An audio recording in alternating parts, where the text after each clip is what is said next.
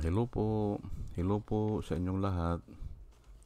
Isang magandang umaga po sa inyong lahat. Good morning po. Ngayon po ay Atrisi po ng August 13, 2024. At ang oras po dito sa Los Angeles, California ay 6:38 ng umaga. 6:38 at ang araw po ay Martes. Medyo makulimlim. Kahapon pala lumindol dito.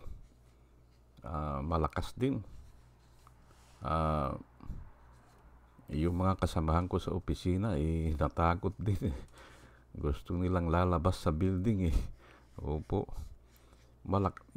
Mahina lang 4.4 pero malapit sa amin yung epicenter mga 15 miles lang daw sa amin.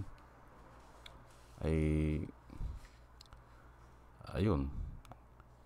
Ay nakakatakot talaga kasi matagal Matagal. Opo. Nais ko lang po mag-vlog mga kababayan, mga minamahal patungkol dito sa si Bato de la Rosa at saka si Rodrigo Duterte ay ayaw dumalo o hindi dadalo sa hearing ng Kongreso. Opo, kahit anong hearing po yan, kahit mapa extrajudicial killing o yung droga o itong latest ngayon, itong pugo, ay hindi raw sila pupunta ata. Opo.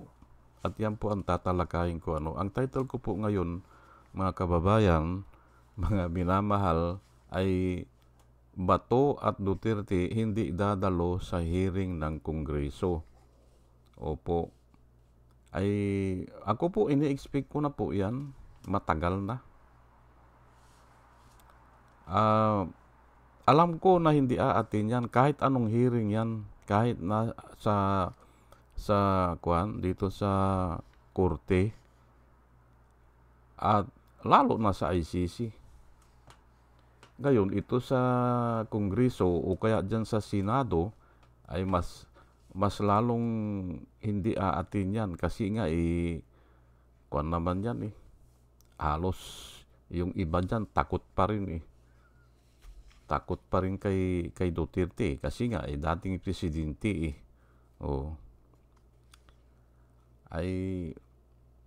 pero ang pagtalakay ko po ngayon ay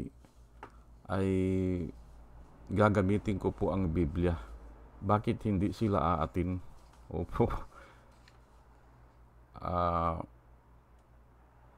Yung mga nakaraan na deklarasyon nila, sinabi na nila sinabi na nila ay ganyan na nga ang mangyayari. Pero lilinawin po natin bakit sila nagkaganon o bakit ganon ang deklarasyon nila o ang mga narration nila.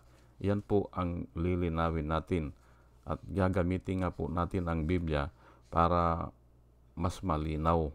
Opo. At inaanyayahan ko po kayo na makinig para may matutunan po tayo.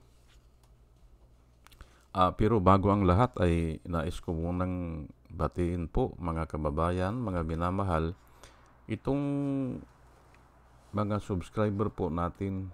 Opo. Ito po sila batch number 1 po ito ay si Rosana Narumi ng Japan, Al Ulalia ng Bacolod, Pampanga. Salamat po sa inyong lahat. Livrager, Alex Sarmiento, Dolor Garcia ng Milano, Italy, Nana Antibi ng Barin, Will Utaib ng Laguna, Nelson Balyaran, Oria Magbanua ng Singapore, Andre Deliver, Arnold Pernan ng Cebu, Larry Narvaez, Josyalan, Elenita Sklapler ng Germany. Salamat po sa inyong lahat.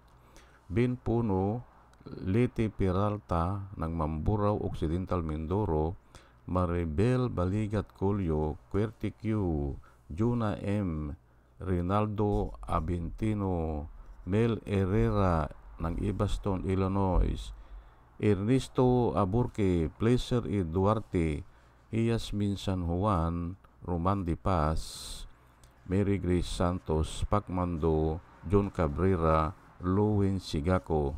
Salamat po sa inyong lahat.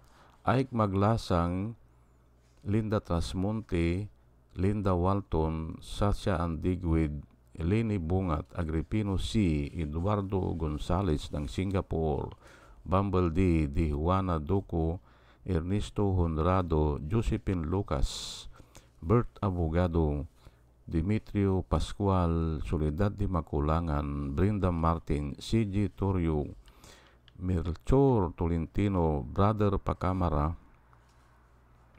Manuel Lim, Danilo Magno, Lawrence Alindayong, Edelberto Infante, Boss Reyes, Paul Vincent Lim, Sonny Gaya, Rupino Baldos, Betty Velasco, William Ilay, John DeCinco, Victorino Repran, Norman Nabatar, Bonifacio Avila, Danilo Magno, Carl Alman, Salvi Ibanez, Dumus Ticton, Tibtib Mercado, Bernadette Francisco, Yoser P.O., Cheryl Andres, Hermihenel Dogardi, Ruben Delpin, Mama Gina, Lanzo Mintak, Leonardo Asibis, at saka si Jose Tosi.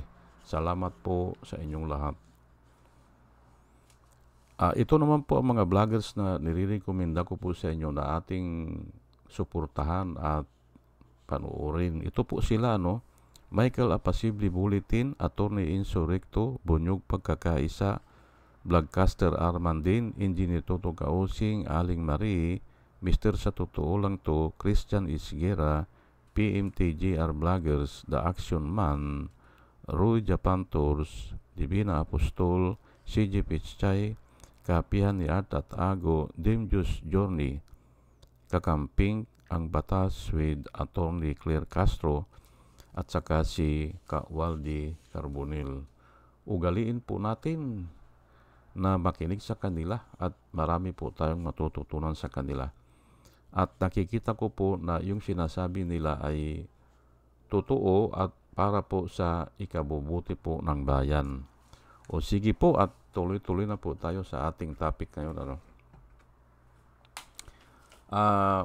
Ito nga si Bato de la Rosa at saka si Duterte ay hindi naman talaga dadaluyan. Opo, sa hearing dyan sa Kongreso. Hindi po dadaluyan. At ito po ang aking reason bakit hindi sila dadaloy dyan ay guilty po yan guilty conscience kasi yan Opo. At napakalaki po ng mga ebidensya. Opo. Hindi nila kayang baliin yan, yung mga ebidensya. Kaya, bakit pa sila pupunta ron? Mapapahiya lang sila. O kaya, mabubukos sila. Opo. Kaya, hindi talaga pupunta yan. Ngayon, yun po ang isang reason ko. Ang pangalawang reason ko, ay si Kibuloy nga hindi nga umaatin hindi ba? Sa Kongreso, sa Senado, tinatawagan. At lalo na ngayon dito sa Korte. Hindi.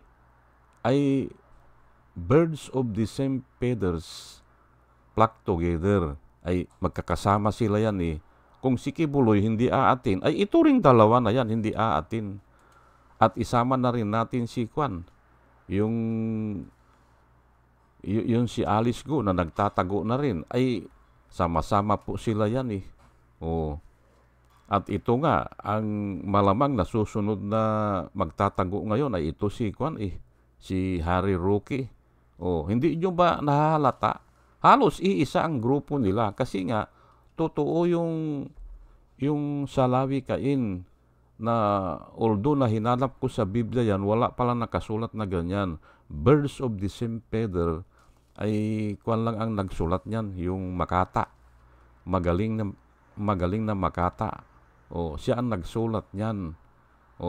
Birds of the same feather flock together. Ayan po. Kaya, ano bang style ni Kibuloy? Ay nagtatago, ay sila rin yan. Magtatago yan. Birds of the same feather po sila eh. Hindi ba? At ito nga, Proverbs 13:20, babasahin ko lang po, He who walks with the wise men will be wise, but the companion of fools will be destroyed. Oh. Ayan po nakasulat, hindi ba? Oh, ay mahirap pong labanan yan.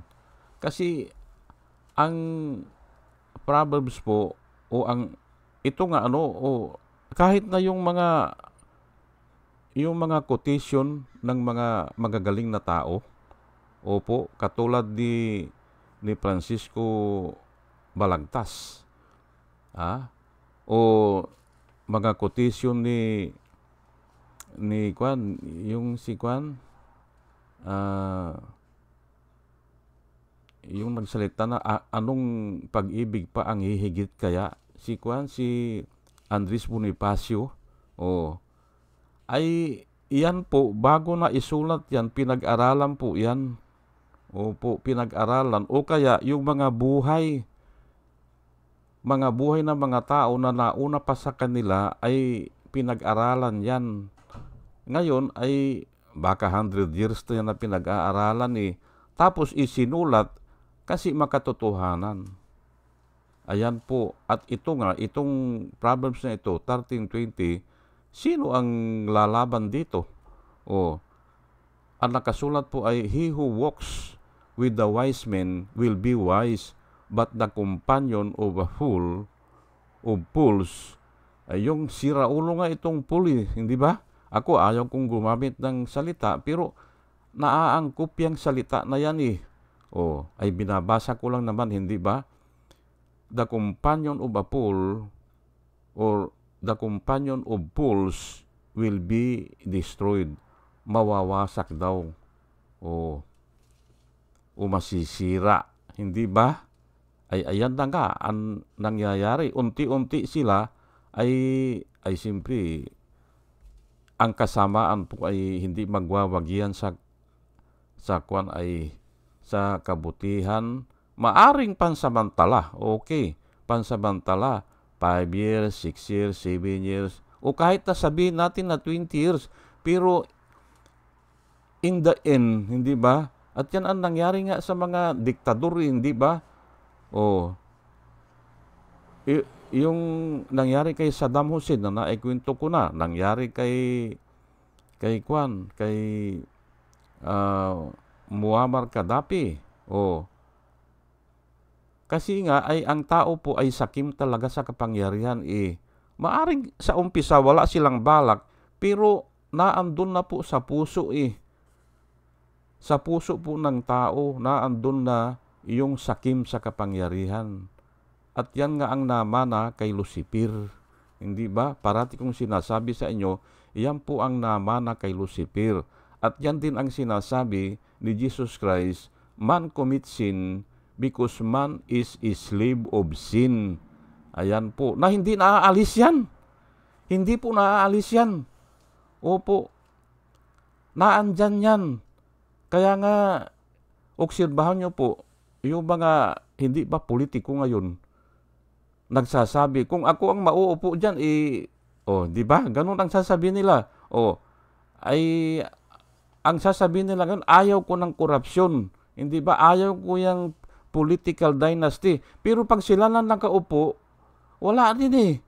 Hindi ba? Dahil nga ang rason dyan, naandun na sa puso ng tao ang pagkasakim sa kapangyarihan, sa pera, sa mga papuri, hindi ba? Gusto nila yan eh. Pupurihin sila ng mga tao. Ganyan po ang tao. Opo, gusto ganun ang katayuan sa Diyos. Hindi ba? Yun ang kasalanan ni Lucifer noon. Gusto ko maging Diyos. Hindi ba? Ay na-check siya ng Panginoon, hindi ba? Na-check siya ng Diyos. Pinalayas siya. Hindi ba? Ganun lang po yan eh. At yan naman ngayon, humahanap siya ng kadamay. humahanap siya ng mga taong maisasama niya. Ayan po. He who walks with the wise men will be wise, but the companion of a fool will be destroyed. 1 Corinthians 15:33, do not be deceived. Sabi po ng Biblia, do not be deceived, my beloved. Sabi ng Biblia, evil company corrupts good habits. Ayan po, evil company corrupts good habit. Ayan po, ay magkakasama sila hindi ba? Iisang style niyan, hindi ba? Iisa kung si Kibuloy ay ang balita kahapon, hindi ba? Tinalakay ko yung kwan pala yung MBI director ng Regional 11, hindi ba? Ay dati palang tumatanggap ng pira yan kay Kibuloy. Kaya hindi na tayo magtaka kahit na kulang ang tauhan niya, hindi supisinte, 20 lang ata sila yan. O sabihin na natin na 30 sila. Pero in doubt ako kung ganyang kadami ang MBI dyan sa Region 11. Kakaunti lang po yan. At wala silang kakayahan na magsagawa ng ganyan. Yung manghuli ng ganyan. Ay kasi nga crowd control po yan Kasi ang tao dyan na pinapakain ni Kibuloy, 1,000 ata yan O mahigit pa dyan ang natutulog, dyan ang kumakain, binabantayan na si Kibuloy. Paano yung maisasagawa yan? Tinatanong ko lang po ang mga MBI. Hindi ba? Hindi nyo trabaho yan. Ang trabaho nyo po ay mag-imbestiga. Forensic expert po kayo. Yung scientific way of determining the validity of the evidences. Yan po ang trabaho nyo. Hindi yung sasabak kayo sa civil disturbance. Civil disturbance po ang ginagawa ng mga membro ni Kibuloy. Hinaharangan nila, hindi ba? O kaya ay dinadaan nila sa dami ng tao. Ayan po, hindi ba? Kaya nga ayan, hindi ba? Do not be deceived, my beloved. Evil company corrupts good habit. Ayan na nga, hindi ba? Kaya hindi sila aatin yan. Yan si Bato at saka si Duterte. Hindi aatin yan. Gagayahin nila si Kibuloy. Di ba? Na noong hindi ba? Noong una, nung pinapatawag siya sa Senado, hindi ba? Sa Senado, pinapapunta siya, dalhin niyo sa korte. Sabi nga dalhin niyo sa korte. Harapin ko kayo sa proper forum, di ba? Sa korte. Dinala sa korte. Umatin ba? Hindi. Ganyan po ang style nila. Kasi nga, guilty.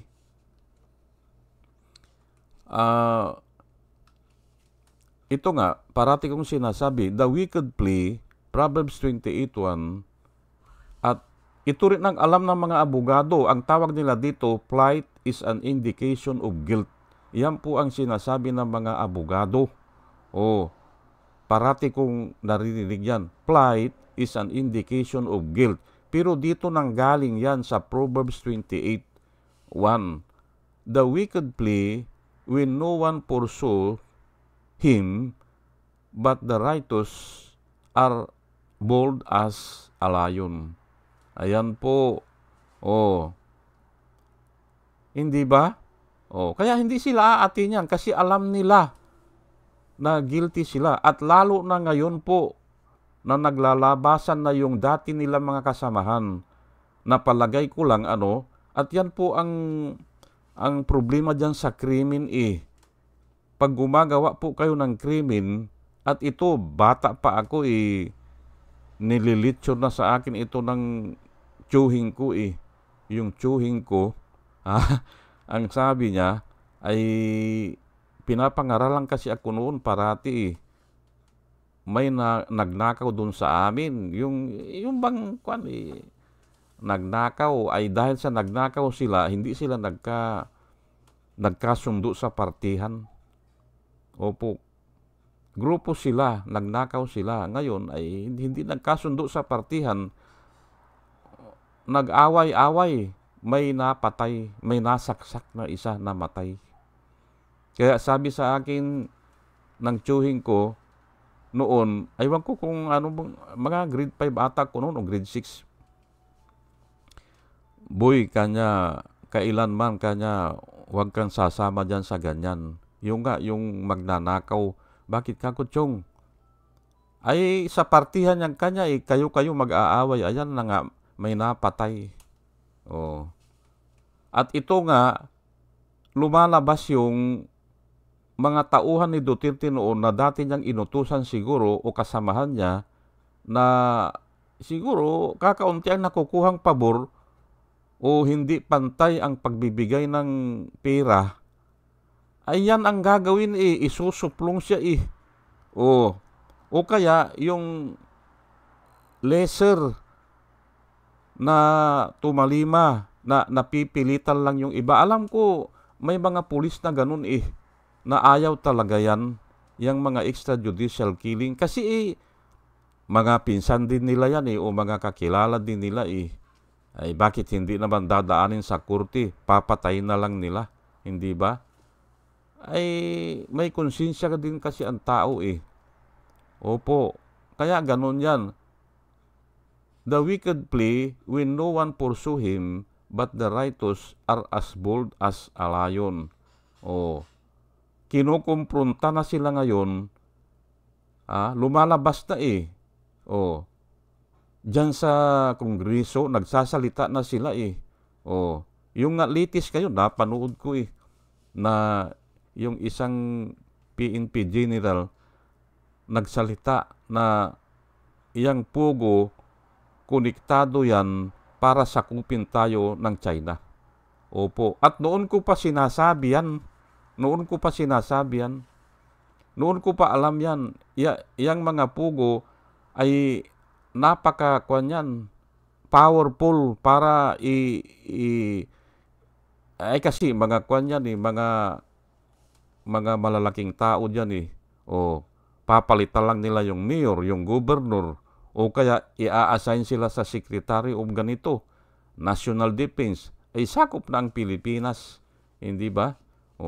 Sasakupin nila yan. At lalo na ganyan, nagdeklara si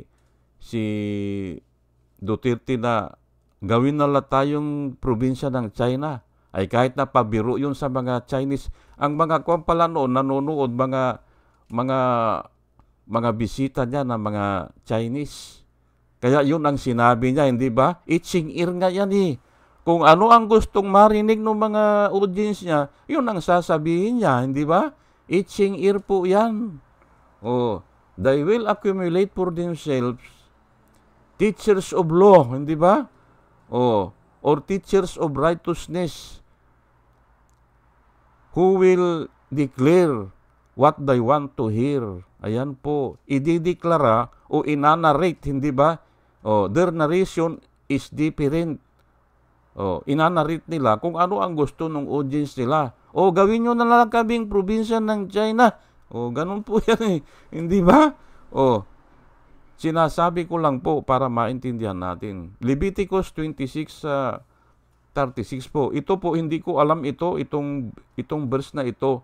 Pero napakinggan ko ito kay Percy Lapid. Napakinggan ko po ito sa kanya. At hinanap ko po, kasi hindi naman niya binibigay ang Bible verse Hinanap ko kasi nga yung guilty raw, sabi niya, maganda kasi ang napakinggan ko yung guilty conscience, sabi niya, kahit na yung tuyong dahon kanya na mahulog, tumatakbo na yan, sabi niya. At nasa Biblia yan, sabi niya. Yung tuyong dahon na mahulog ay natatakot na. Opo, nagiging paranoid, sabi niya ay hinanap ko yan sa Biblia. Ito nga, nakita ko, Leviticus 26:36, at babasahin ko lang po at dito na po ako magtatapos. As for those of you who are left. I will send faintness unto their hearts in the lands of their enemies. The sound of a shaken leaf shall cause them to flee. Ayan po, hindi ba? The sound of a shaken leaf shall cause them to flee. Sa iba po, yung the sound of the wind-blown leaf. Yung dahon lang, hindi ba gumagalaw lang o nahulog o ang tawag ni Kapirsi ay yung tuyong dahon eh.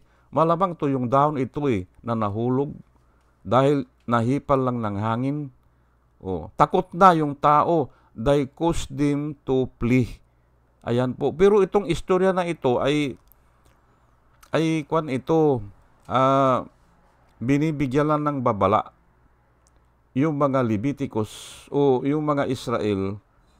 Kasi ang mga Levites ang nagtuturo Opo, sila ang humahawak ng altar o ng simbahan. Kaya sila ang pinagsabihan dito, mga Leviticus.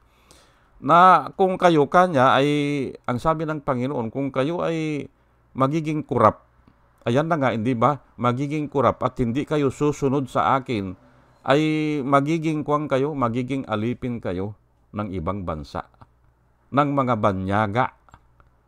Yun ang sinabi sa kanila. At ito nga kanya, and as for those of you who are left, ayun nga, yung maiiwan na buhay siguro, o hindi natin alam yan kung, ayan na nga, hindi ba?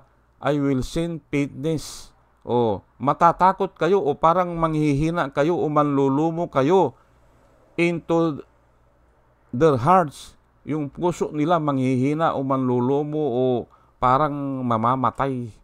Para na silang patay. Sa takot, para na silang patay. In the hands of their enemies. Ayan po. Punishment po ito sa kanila. At yun na nga, the sound of a wind-blown leaf shall cause them to flee. Ayan po. Nakasulat po yan, hindi ba? Ay kahit na yung dahon lang siguro na gumagalaw dahil malakas ang hangin, takot na yan. Akala nila may tao dun. Di ba?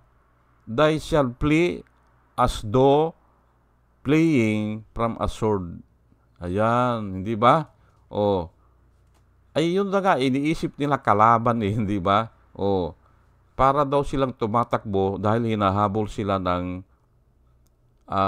yung taga, hindi ba? Hinahabol sila ng taga.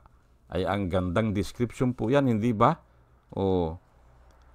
And they shall fall when no one pursues. Ayan, hindi ba? Diyan ko po nakuha yan kay Kapirsi Lapid. Yung wind-blown leaf. Takot na sila. Kaya nga hindi nga aatin po yan Hindi ba? Tatakbo sila na parang sila ay hinahabol ng taga. Yan po nakasulat Hindi ba? Yan mga guilty conscience. At hindi po nawawala yan. Diniscuss ko na kahapon, yung guilty conscience, hindi nawawala yan. Hindi po nagre-relax yan. Hindi. Kahit na marami siyang tauhan, kahit na naandun sa loob ng kampamento o kingdom ni Kibuloy, hindi po nawawala ang guilty conscience. Hindi po. Kasi yan ay in between you and God yan Alam kasi ng Diyos ang mga kasalanan na pinaggagawa. Hindi ba?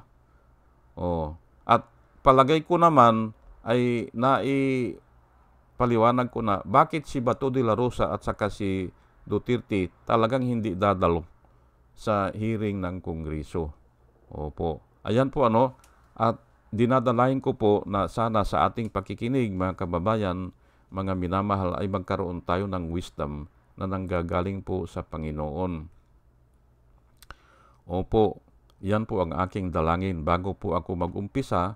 At muli, mga kababayan, mga minamahal, ay isang magandang umaga po sa inyong lahat at salamat po sa inyong pakikinig.